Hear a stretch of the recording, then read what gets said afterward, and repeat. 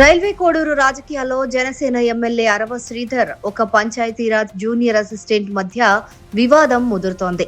MLA తనను వేధిస్తున్నారంటూ సదరు బాధితురాలు జాతీయ ఎస్సీ కమిషన్ కు ఫిర్యాదు చేయడంతో కమిషన్ ఆదేశాల మేరకు రాజంపేట ఏఎస్పీ మనోజ్ రామనాథ్ హెగ్డే స్వయంగా విచారణ చేపట్టారు.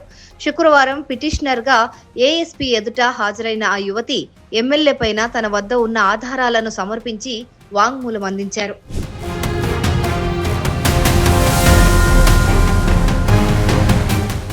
మరోవైపు ఎమ్మెల్యే తల్లి ప్రమీలమ్మ ఫిర్యాదు మేరకు నమోదైన కేసులో బాధితురాలు శుక్రవారం రైల్వే కోడూరు కోర్టుకు హాజరయ్యారు. తన కుమారుణ్ణి సదరు యువతి వేధిస్తోందంటూ ప్రమీలమ్మ ఇచ్చిన ఫిర్యాదుపైన ఇప్పటికే హైకోర్టు నుంచి బెయిల్ పొందిన ఆమె ఉన్నత న్యాయస్థానం ఆదేశాల మేరకు స్థానిక కోర్టులో షూరిటీలను సమర్పించారు. కోర్టు ప్రక్రియ ముగించుకుని ఆమె వెనుదిరిగారు.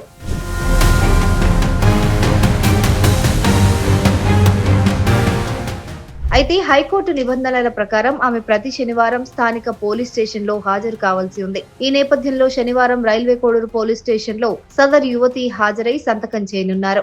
గతంలో ఒక యూట్యూబర్ పైన దాడి చేసి నిర్బంధించిన కేసులో కూడా ఆమె ఇప్పటికే బెయిల్ పైన ఉండటం గమనార్హం. ఒకవైపు ఎస్సీ కమిషన్ విచారణ, మరోవైపు కోర్టు నిబంధనల మధ్య ఈ వివాదం జిల్లాలో తీవ్ర చర్చనీయాంశమైంది.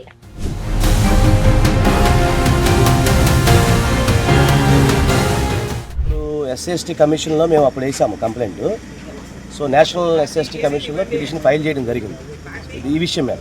సో కమిషన్ వారు మా పిటిషన్ స్వీకరించి దీని మీద ఎంక్వైరీ చేయమని చెప్పేసి మాకు నోటీస్ ఇవ్వడం జరిగింది మా క్లయింట్కి, ప్లస్ నాకు కూడా వచ్చింది.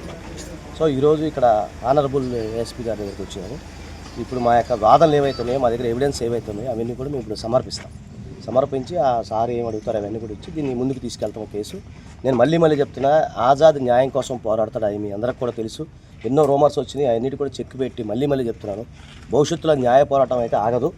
100% మీ అందరికి సపోర్ట్ చేస్తాను. ఖచ్చితంగా ఈ కేసులో మేము 100% విన్ అవుతాము. సంబంధిత వ్యక్తులపైన ఖచ్చితంగా శిక్ష పడేలాగా వరకు కూడా నేను పోరాడతాను.